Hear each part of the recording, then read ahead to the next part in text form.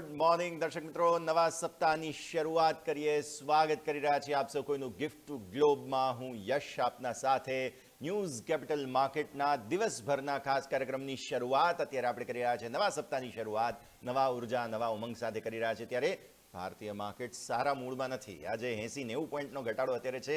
કયા પ્રકારનું ઇમ્પેક્ટ આવશે માર્કેટ પર તે સમજીશું. પણ આવો શરૂઆત તો હેડલાઇન્સની સાથે જ કરીશું. ભારતીય માર્કેટ્સ માટે મિશ્ર વિદેશી સંકેત. એફઆઈઆઈની કેશ અને વાયદામાં 7400 કરોડની વેચવાલી. એશિયન માર્કેટ્સમાં મિશ્ર કારોબાર. અમેરિકન માર્કેટ્સ મિશ્ર બંધ થયા. ગિફ્ટ નિફ્ટીમાં 50 પોઈન્ટનો ઘટાડો.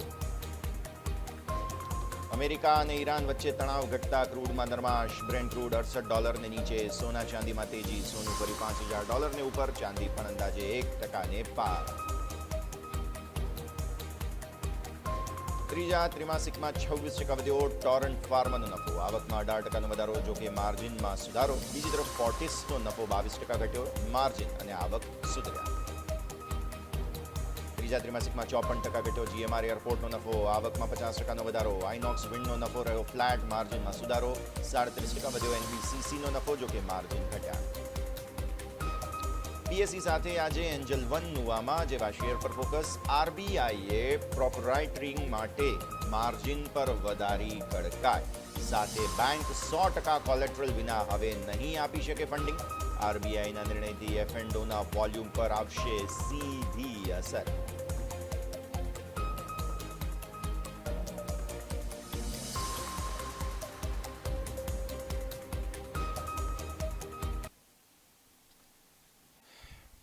આવો આ સાથે શરૂઆત કરીએ. ભારતીય માર્કેટ્સ માટે શરૂઆતી આજના દિવસના સંકેત કંઈ સારા નથી બની રહ્યા.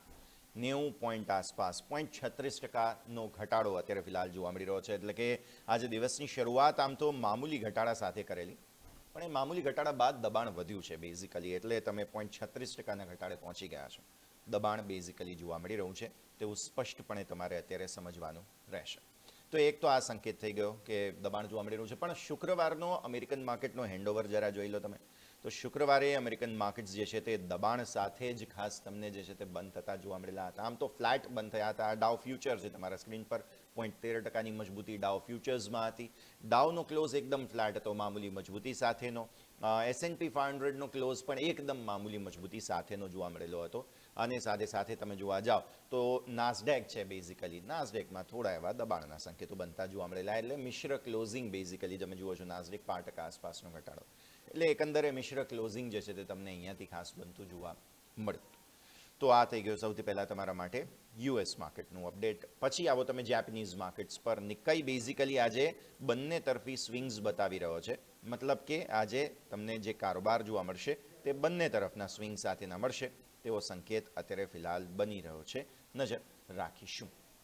આવો આગળ વધીએ. અન્ય એશિયન માર્કેટ્સમાં આજે બહુ નજર ના દોડાવતા. તાઇવાન બંધ છે, કોસ્પી બંધ છે, સેટ બંધ છે, શાંઘાઈ અને જકાર્તા તે બધામાં પણ તમને જે છે તે આજે તમને કોઈ અપડેટ આવતો નહીં જોવા મળે. કારણ કે Chinese New Year, lunar New Year જેને આપણે કહીએ છીએ તેની શરૂઆત થઈ ચૂકી છે. અને આજે by the way American markets પણ બંધ રહેવાના છે કારણ કે ત્યાં એમને વોશિંગ્ટન ડે છે. એટલે ઓવરઓલ ગ્લોબલ માર્કેટ્સ આમ જોવા જાવ તો રજાના મૂડમાં રહેશે. આજે એક યુરોપિયન માર્કેટ્સના અપડેટ તમને મળી રહેવાના છે. તો આ પરિસ્થિતિ. પણ આવો US માર્કેટના અપડેટ સાથે આજના કાર્યક્રમની શરૂઆત કરીએ. શુક્રવારે બેઝિકલી જે US માર્કેટ છે તે તમને અહીંયાથી ખાસ બંને તરફી અપડેટ આવતા જોવા મળ્યા હતા અને મિશ્ર ક્લોઝિંગ જોવા મળ્યું.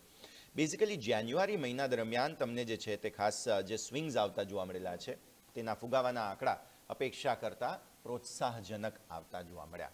અને આંકડા અપેક્ષા કરતાં પ્રોત્સાહજનક આવતા તમને બજારને ટેકો મળતો જોવા મળ્યો છે અહીંયાથી ખાસ. અને સાથે સાથે તમે જોવા જાઓ તો આ ટેકનોલોજી સેક્ટરમાં થોડું પ્રોફિટ બુકિંગ શુક્રવારે જરૂર જોવા મળેલું છે. પણ સાથે સાથે એઆઈની ચિંતાઓને કારણે નાસ્ડેક ઇન્ડેક્સ બેઝિકલી ઘટાડા સાથે બંધ થયો. ડાઉ જોન્સ 49,500ના લેવલ પર બંધ આવ્યો. S&P 500 6,836ના લેવલ પર બંધ આવ્યો.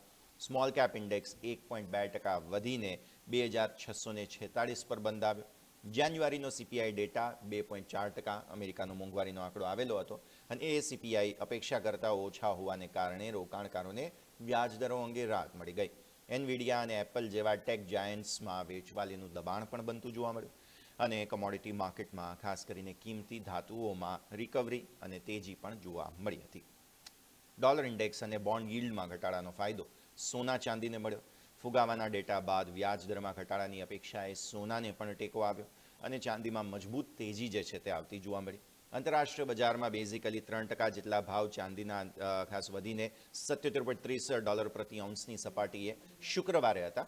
આજે સવારે ફરી એકવાર ચાંદી 1% નીચે છે અને સોનું જરા મામૂલી મજબૂતી બતાવી રહ્યું છે, ફ્લેટ છે બેઝિકલી. એટલે આજે સવારના સંકેતો તમે જો સોના ચાંદીને જુઓ તો એ અલગ છે, પણ યસ, આ એક પરિસ્થિતિને ખાસ તમે ધ્યાન પર રાખો. પછી તમે યુરોપિયન માર્કેટ પર નજર કરો. યુરોપિયન માર્કેટ પર નજર કરતા તમને જોવા મળશે શુક્રવારે જર્મનીના બજાર ગ્રીન ઝોનમાં બંધ થયા હતા. બાકી માર્કેટ્સ મિશ્ર બંધ થયા હતા. ફ્રાન્સ અને સમગ્ર યુરોપના વ્યાપક ઇન્ડેક્સમાં સામાન્ય ઘટાડો જોવા મળ્યો હતો અને અમેરિકાના ફુગાવાના જે આંકડા છે તે અપેક્ષા કરતાં નરમ આવતા રોકાણકારોને થોડી રાહત મળી હતી. બપોર પછીના ટ્રેડિંગ સેશનમાં થોડો સુધારો જોવા મળ્યો. FTSE 100.4% વધીને 10,446.35ની સપાટીએ બંધ આવ્યો. જર્મન ઇન્ડેક્સ 0.2%ના સાધારણ વધારા સાથે બંધ થયો. CAC 40 ઇન્ડેક્સ 0.4%ના ઘટાડા સાથે બંધ થયો. સો FTSE, DAX અને CAC બધા જ અલગ અલગ હતા. લક્ઝરી અને ટેક શેર્સમાં બેઝિકલી નરમાશ આવી એટલે CAC 40 દબાણ સાથે બંધ થતો તમને જોવા મળેલો હતો. સ્ટોક 600 બેઝિકલી તમે જોવા જાઓ જે પેન યુરોપિયન ઇન્ડેક્સ છે તે 0.13% ઘટીને 670 બંધ આવ્યો. જે શ્રોડર્સનો શેર છે બેઝિકલી 30%નો જબરદસ્ત ઉછાળો. આ તમને શુક્રવારે સવારે પણ અમે તમને ખબર બતાવી હતી શ્રોડર્સની બેઝિકલી, અને તેના કારણે એક્શન બનતું જોવા મળ્યું. પણ નુવિન નામની એક કંપની છે કે જેમાં 9.9 બિલિયન યુરોમાં ખરીદવાની ઓફર બેઝિકલી શ્રોડર્સને આપેલી છે. એરોસ્પેસ કંપની જે સાફરાન છે એ પણ ખૂબ જ મજબૂત કમાણીના અંદાજાઓ રજૂ કરીને શેરમાં 7.4%નો વધારો આવ્યો. યુકે સરકારે મિસાઇલ ડિફેન્સ માટે મોટા ખર્ચની જાહેરાત કરી છે, જેથી BAE સિસ્ટમ્સ જેવા ડિફેન્સ શેર્સમાં તેજી આવી અને ઓઇલના ભાવમાં નરમાશ બેઝિકલી આવતી જોવા મળી. એના માટે થઈને અત્યારે ફિલહાલ એક્શન ભરપૂર રહેતું જોવા મળેલું હતું. આવો આગળ વધીએ અને હવે યુએસ અને ઈરાનની મીટિંગના અપડેટ પર દર્શક મિત્રો આપને નજર કરાવીશું, કારણ કે યુએસ અને ઈરાન વચ્ચે સતત વાતચીતને લઈને મુદ્દાઓ ચાલી રહ્યા છે. એક બાજુ યુએસ વધુ યુદ્ધ જહાજો પણ મોકલી રહ્યું છે, દબાણ પણ વધારી રહ્યું છે. બીજી તરફ તમે જુઓ તો ઈરાન તરફથી થોડા નરમાશ જેવા સંકેતો પણ મળી રહ્યા છે. ત્યારે હવે ચર્ચા માટે આ બંને તૈયાર થઈ રહ્યા હોય તેવી સ્થિતિ ઉત્પન્ન થઈ છે. અમેરિકા ઈરાન પર લાદવામાં આવેલા આર્થિક પ્રતિબંધો જો હટાવે તો પછી ઈરાન પરમાણુ કરારમાં જરૂરી સમાધાન કરવા માટે તૈયાર થઈ રહ્યું છે. એટલે આ જે વરિષ્ઠ મંત્રી છે ઈરાનના, તેમણે આ સંકેત આપ્યો છે. ઈરાન પરમાણુ કરારમાં જરૂરી સમાધાન કરે જો અમેરિકા ઈરાન પર લાદેલા આર્થિક પ્રતિબંધો હટાવવા અંગે ચર્ચા કરવા તૈયાર થાય. એટલે કન્ડિશન છે. એક બાજુ ટ્રમ્પ સાહેબે અને અમુક એક્સક્લુઝિવ એવા રોયટર્સ દ્વારા અમુક ખબરો એવી પણ જોવા મળેલી છે કે 1 અઠવાડિયાની જો કાર્યવાહી કરવી પડે ને ઈરાન પર તો પણ અમેરિકા તૈયાર છે અત્યારની સ્થિતિ પ્રમાણે. આમાં બંને દેશો વચ્ચેના લાંબા સમયથી ચાલી રહેલા તણાવને ઘટાડવા માટે ઈરાનનું નિવેદન સકારાત્મક પગલું કહી શકાય. આ જે તણાવ છે તેને ઘટાડવા માટે અને અટકેલા રાજદ્વારી વાટાઘાટોને ફરી શરૂ કરવા માટે એક સકારાત્મક પગલાં તરીકે તમે ગણી શકો. ઈરાન પરમાણુ કરારને પુનર્જીવિત કરવા માટે પોતાની કડક શરતોમાં થોડી બાંધછોડ કરવા તૈયાર છે. આ નિવેદનને કારણે પશ્ચિમી દેશો અને ઈરાન વચ્ચે ફરી એકવાર ડિપ્લોમેટિક વાતચીત શરૂ થવાની પણ શક્યતાઓ સેવાઈ રહી છે. આગળ વધીએ. દિગ્ગજ કંપની મેક્વાયરેએ બહુ મોટું અધિગ્રહણ કર્યું છે. ઓસ્ટ્રેલિયન એક કંપની છે ઉબ હોલ્ડિંગ્સ. આ લોજિસ્ટિક્સ કંપની છે કે જેની અંદર બહુ જ મોટી ડીલ મેક્વાયરે કરી રહ્યું છે. મેક્વાયરે વચ્ચે અને ક્યુબ હોલ્ડિંગ્સ વચ્ચે $8.3 બિલિયન આ ડીલ થઈ છે. વૈશ્વિક એસેટ મેનેજમેન્ટ કંપની છે મેક્વાયરે ગ્રુપ, તેમણે ઓફર કરી છે ક્યુબને. ક્યુબના શેરમાં જબરદસ્ત ઉછાળો જે છે તે આવતો જોવા મળેલો છે. ક્યુબને ખરીદવા માટે $8.3 બિલિયન જંગી ટેકઓવર ઓફર રજૂ કરવામાં આવેલી છે અને આ સમાચારને પગલે બજારમાં, ઓસ્ટ્રેલિયન બજારમાં બેઝિકલી ભારે ઉત્સાહ જોવા મળેલો. આ ડીલ લોજિસ્ટિક્સ અને ઇન્ફ્રાસ્ટ્રક્ચર સેક્ટરની સૌથી મોટી ડીલ્સમાંથી એક માનવામાં આવે છે અને મેક્વાયરે તેના પોર્ટફોલિયોમાં સપ્લાય ચેઇન અને લોજિસ્ટિક્સ બિઝનેસને મજબૂત કરવા માગે છે અને શેરધારકો માટે પણ આ ડીલ ખૂબ જ લુક્રેટિવ એટલે કે આકર્ષક માનવામાં આવી રહી છે. વર્તમાન બજાર ભાવ કરતાં પ્રીમિયમ ભાવ પણ ઓફર કરવામાં આવી રહ્યા છે, જેથી ક્યુબના શેરમાં રોકાણકારોએ ખરીદી કરવા માટે હોડ લગાવી હતી, જેના કારણે તમને મોટી તેજી બેઝિકલી આવતી જોવા મળી હતી. તો આ એક સંકેત છે કે જેને પણ તમે અહીંયાથી ખાસ ધ્યાન પર રાખો. આગળ વધીએ અને અમેરિકામાં અત્યારે ફિલહાલ સોફ્ટવેર શેર્સમાં બેઝિકલી ગાબડું જોવા મળેલું છે. તે પરિસ્થિતિ પર અહીંયાથી ખાસ નજર રાખવી જોઈએ. આ બહુ જ મોટો સંકેત બેઝિકલી બનતો જોવા મળી રહ્યો છે. અમેરિકન જે સોફ્ટવેર ઇન્ડસ્ટ્રી છે અત્યારે AI રિલેટેડ બહુ જ બધી ચિંતાઓ અત્યારે ફિલહાલ સતાવી રહી છે અને તેને કારણે થઈને સોફ્ટવેર ઇન્ડસ્ટ્રીમાં એક મોટી ઇમ્પેક્ટ આવતી તમને જોવા મળી રહી છે. આ તમામ સંકેતો પર પણ નજર કરીએ.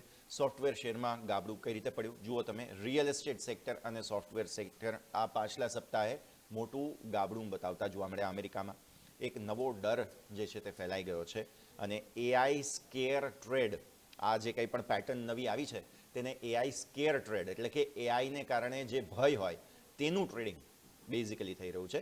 તે અત્યારે ફિલહાલ નવું નામ માર્કેટમાં સામે આવ્યું છે.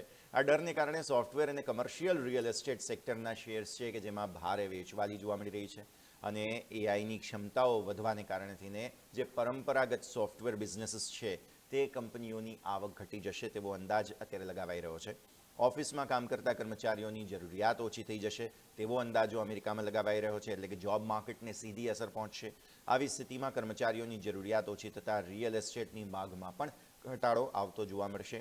એઆઈની કોડિંગ અને પ્રોગ્રામિંગની સ્પીડ છે બેઝિકલી તે વધારે ઝડપથી થઈ જશે અને હવે ઓછા સોફ્ટવેર લાયસન્સીસની જરૂર પડવાની છે, જેની સીધી અસર પણ સોફ્ટવેર કંપનીઓની કમાણી પર પડવા જઈ રહી છે. એઆઈ એજન્ટ્સ અને ઓટોમેશનને કારણે વ્હાઇટ કોલર જોબ્સ ઘટવાની ભીતિ પણ સેવાઈ રહી છે. એઆઈ એજન્ટ્સ અને ઓટોમેશનને કારણે જે કમર્શિયલ રિયલ એસ્ટેટ અને ઓફિસ બિલ્ડિંગ્સની માગ છે તે બેઝિકલી ઘટવા જઈ રહી છે.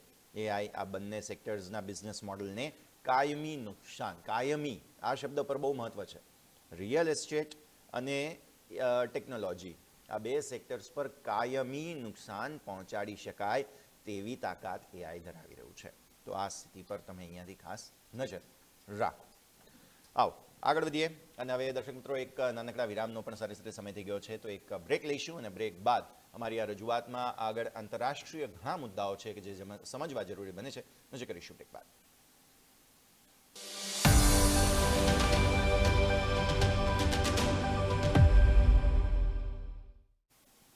આપનું સ્વાગત છે દર્શક મિત્રો. આપણે ગિફ્ટ નિફ્ટી તરફથી જે સંકેતો છે તે તો સમજી જ રહ્યા છીએ. અત્યારે ફિલહાલ ઘટાડાનો જ સંકેત બની રહ્યો છે. 99 પોઈન્ટ આસપાસનો ઘટાડો છે, એટલે દબાણ તો રહેશે, તે વાત સ્વાભાવિક. પણ આવો આગળ વધીએ. એઆઈને લઈને જે બેઝિકલી ચિંતા છે તેને થોડું વધારે સમજવાની જરૂર છે. આ સપ્તાહ દરમિયાન અને ગત સપ્તાહે બેઝિકલી શું થયું અને આ સપ્તાહે શું થઈ શકે તે હું તમને હવે સમજાવી રહ્યો છું. અત્યારે એઆઈના ભયને કારણે બેઝિકલી વેચવાલીનો પ્રભાવ આ સપ્તાહે યથાવત રહી શકે છે અને રોકાણકારો આર્ટિફિશિયલ ઇન્ટેલિજન્સની જે અસર પરંપરાગત બિઝનેસીસ પર પડી રહી છે તેની નકારાત્મક અસરોને લઈને ચિંતિત છે. બજારમાં ભારે અફરાતફરી અને અસ્થિરતા જોવા મળી શકે છે અને વિશ્લેષકો માને છે કે આ સપ્તાહ ટ્રેડર્સ માટે પડકારજનક બની શકે તેમ છે. આ સ્થિતિમાં બજારની દિશા ફંડામેન્ટલ્સ કરતાં એઆઈ સંબંધિત સમાચારો પર વધુ આધારિત રહેશે. હવે આમાં એન્થ્રોપિકના વેલ્યુએશન પણ હું તમને આગળ બતાવવાનો છું. આ બધું બળતામાં ઘી ઉમેરી રહ્યું છે. આગામી દિવસોમાં બજારમાં મોટી વધઘટ જોવા મળી શકે તેમ છે. વોલ્ટિલિટી વધશે, વધઘટ વધશે તે વાત સ્વાભાવિક છે અને રોકાણકારો સ્પષ્ટ દિશા શોધવાનો પ્રયત્ન કરી રહ્યા છે કે ભાઈ આ એઆઈને કારણે મંદી છે કે નહીં. તે આ અઠવાડિયે કદાચ પોસિબલ છે કે ખબર પડી જશે. તો રોકાણકારો જોખમી ટેક શેર્સમાંથી નીકળીને ડિફેન્સિવ સેક્ટર્સ તરફ વળી રહ્યા છે અને રોકાણકારો ફુગાવા અને વ્યાજદરો જેવા આર્થિક ડેટા પર પણ નજર રાખશે, જે પાછલા સપ્તાહે આપણા ડેટા પણ આવેલા, અમેરિકાના ડેટા પણ આવેલા. નિષ્ણાંતોએ રિટેલ રોકાણકારોનો આ જે ઘોંઘાટ એટલે બેઝિકલી નોઇઝ, માર્કેટમાં એક પરિભાષા છે કે અત્યારે માર્કેટમાં નોઇઝ બહુ છે. હવે આ નોઇઝમાંથી ફિલ્ટર આઉટ કરીને માર્કેટ કઈ દિશામાં જવું એ નક્કી કરશે ત્યારે ખબર પડશે લેઝર ફોકસ મંદી બાજુ જાય છે કે તેજી બાજુ જાય છે. ત્યાં સુધી માર્કેટ કન્સોલિડેટ કરશે આ નોઇઝને વચ્ચે તેવું, કેમ કે સારા સમાચાર, ખરાબ સમાચાર બધું છે અત્યારે ફિલહાલ. તો બજાર અત્યારે ઓવર રિએક્ટ પણ કરી શકે છે તેવી પરિસ્થિતિ પણ જોવા મળી રહી છે. તો આને પણ ખાસ ધ્યાન પર રાખવાનું રહેશે. હવે એઆઈ જે ચિંતા તો છે જ, બીજી બાજુ ભારતમાં એઆઈને લઈને બહુ જ મોટી સમિટનું આયોજન આજે ખાસ કરવામાં આવ્યું છે. નવી દિલ્હી ખાતે આયોજિત ઇન્ડિયા એઆઈ ઇમ્પેક્ટ સમિટ. આ ઇમ્પેક્ટ સમિટમાં વિશ્વભરના તમે જોવા જાઓ તો દિગ્ગજ જે ટેક જાયન્ટ ચહેરાઓ છે, સીઈઓઝ છે બેઝિકલી કંપનીઓના, તે એકઠા થઈ રહ્યા છે અને દિગ્ગજોની હાજરી આ ટેકનોલોજી ક્ષેત્રે ભારતનું વધતું વર્ચસ્વ દર્શાવે છે. ગૂગલ, માઇક્રોસોફ્ટ, અન્ય સિલિકોન વેલીના દિગ્ગજ જે છે તે ભારતીય નીતિ નિર્માતાઓની એટલે કે પોલિસી મેકર્સની સાથે આ મુલાકાત કરતા જોવા મળ્યા. આ સમિટનો મુખ્ય એજન્ડા ભારતને વૈશ્વિક એઆઈના નકશા પર કેન્દ્રિત કરવાનો છે અને સાથે સાથે સમિટનો મુખ્ય એજન્ડા ડેટા ગવર્નન્સ અને આર્ટિફિશિયલ ઇન્ટેલિજન્સના નૈતિક ઉપયોગ અંગેનો એક ઉદ્દેશ પણ સાધવાનો છે. ટેક લીડર્સે ભારતના ડિજિટલ પબ્લિક ઇન્ફ્રાસ્ટ્રક્ચરની પ્રશંસા કરી હતી. ટેક લીડર્સે ભારતને વિશ્વની એઆઈ લેબોરેટરી તરીકે દર્શાવી હતી અને ટેક કંપનીઓએ ભારતમાં એઆઈ કમ્પ્યુટિંગ પાવર અને ડેટા સેન્ટર્સ સ્થાપવા માટે મોટા પાયે રોકાણ કરવાની પણ તૈયારી દર્શાવી છે. એઆઈનો લાભ માત્ર કોર્પોરેટ જગતને જ નહીં પરંતુ ભારતના સામાન્ય નાગરિકો, ખેડૂતો અને વિદ્યાર્થીઓને પણ મળવો જોઈએ તેવો અહીંથી સૂર ઉઠ્યો છે અને ભારતીય એન્જિનિયર્સ તથા વર્કફોર્સને એઆઈ યુગ માટે તૈયાર કરવા સ્કિલિંગ પ્રોગ્રામ્સ શરૂ કરવા પર પણ સમજૂતી સાધવામાં આવી છે. તો આ એઆઈ સમિટ જે હતી તેને લઈને અપડેટ. હવે હું જે તમને એન્થ્રોપિકના વેલ્યુએશનની વાત કરી રહ્યો હતો, એક બાજુ એઆઈની ચિંતા, એઆઈ સમિટનું આયોજન અને હવે એન્થ્રોપિકના વેલ્યુએશન પર નજર કરો. આ એન્થ્રોપિક એ જ છે કે જેના એઆઈ ટૂલને કારણે આ બબાલ બધી સમગ્ર વિશ્વભરમાં શરૂ થઈ છે. એન્થ્રોપિકનું વેલ્યુએશન પહોંચી ગયું $380 બિલિયન. એઆઈ કંપની એન્થ્રોપિકનું મૂલ્ય તેના તાજેતરના ફંડિંગ રાઉન્ડ બાદ $380 બિલિયન પર પહોંચી ગયું છે. જંગી વેલ્યુએશન બેઝિકલી દર્શાવે છે કે ટેકનોલોજી જગતમાં એઆઈનો ક્રેઝ હજુ પણ અકબંધ છે. એઆઈના બબલની ચિંતાઓ થતી હતી પણ એઆઈ પર ઇન્વેસ્ટમેન્ટ તો થઈ જ રહ્યું છે. રોકાણકારો આ ક્ષેત્રમાં ફ્યુચર હવે જોઈ રહ્યા છે. એન્થ્રોપિક હવે ગૂગલ અને ઓપન એઆઈ જેવી દિગ્ગજ કંપનીઓને ટક્કર આપવા માટે વધુ મજબૂત વેલ્યુએશન વાઇઝ વધુ મજબૂત બની ગઈ છે. વિશ્વની સૌથી મૂલ્યવાન સ્ટાર્ટઅપ કંપનીઓમાં કંપનીએ સ્થાન પ્રાપ્ત કર્યું છે. આ ભંડોળનો ઉપયોગ કંપની વધુ અદ્યતન એઆઈ મોડલ્સ બનાવવા માટે કરવા જઈ રહી છે. તો આ એક ખૂબ જ મોટો સંકેત એન્થ્રોપિક માટે નજર રાખીશું. આવો આગળ વધીએ. રિયલ એસ્ટેટની આપણે વાત બહુ કરતા હોઈએ છીએ. યુકેના રિયલ એસ્ટેટમાં વિપરીત પરિસ્થિતિ જોવા મળી રહી છે. યુકેની અગ્રણી પ્રોપર્ટી વેબસાઇટ રાઇટ મૂવ તેના અહેવાલ એટલે કે એના રિસર્ચ પ્રમાણે યુકેમાં ઘરોના વેચાણ માટે મૂકવામાં આવેલી કિંમતો અત્યાર સુધી ઘટવા લાગેલી હતી હમણાં, પણ હવે સ્ટેબલ થઈ ગઈ છે. અને સરકારી બજેટ બાદ પ્રોપર્ટીના ભાવમાં જે અચાનક ઉછાળો આવ્યો હતો, હવે બજાર થોડા શાંત રહેતા જોવા મળી રહ્યા છે. આ દર્શાવે છે કે બજેટની પ્રારંભિક અસર બાદ હવે બજાર થોડા સ્ટેબલ થઈ ગયા છે અને કિંમતોમાં વધારો અટકવો એ ખરીદદારો માટે થોડી રાહત સમાન જરૂર છે. મકાનોના ભાવો સતત વધતા જોવા મળેલા હતા, જે ભાવો હવે વધતા અટકવા લાગ્યા છે. તો આ યુકેના એક મોટા ઇમ્પેક્ટ અને અપડેટ જે છે તે ખાસ સામે આવતા જોવા મળી રહ્યા છે. અંતે હવે આજે જેપનીઝ નબળા જે જીડીપીના આંકડાઓ આવેલા છે ચોથા ત્રિમાસિકના, ફરી એકવાર તેના ઉપર નજર કરી લઈએ કેમ કે જાપાનના જીડીપીના આંકડા સમગ્ર વિશ્વના માર્કેટને અસર પહોંચાડી શકે છે. અર્થતંત્ર જાપાનનું જે છે તે ચોથા ત્રિમાસિકમાં ફરી એકવાર ગ્રોથની રાહ પર છે. જો કે રિકવરી બજારની અપેક્ષાઓ કરતાં ઘણી નબળી જોવા મળેલી છે. એટલે કે જે ગ્રોથ છે તેની સ્પીડ જે માર્કેટે એક્સપેક્ટ કર્યું હતું તેનાથી ઓછી છે. અગાઉના ક્વાર્ટરમાં ઘટાડા બાદ જાપાનના જીડીપી પોઝિટિવ ઝોનમાં પરત ફરી રહ્યા છે અને આર્થિક ગતિ ધીમી હોવાને કારણે વિશ્લેષકો નિરાશ થઈ ગયા છે. આ નબળા આંકડા બેંક ઓફ જાપાન માટે વ્યાજ દરો વધારવાના નિર્ણયને વધુ કોમ્પ્લિકેટ કરી શકે છે અને જાપાનનું અર્થતંત્ર જે મંદીના ભયમાં છે અત્યારે ફિલહાલ, ત્યાંથી બહાર આવીને ચોથા ત્રિમાસિકમાં પોઝિટિવ ગ્રોથ દર્શાવવામાં સફળ રહ્યું, આ હેડલાઇન સ્ટોરી બને છે.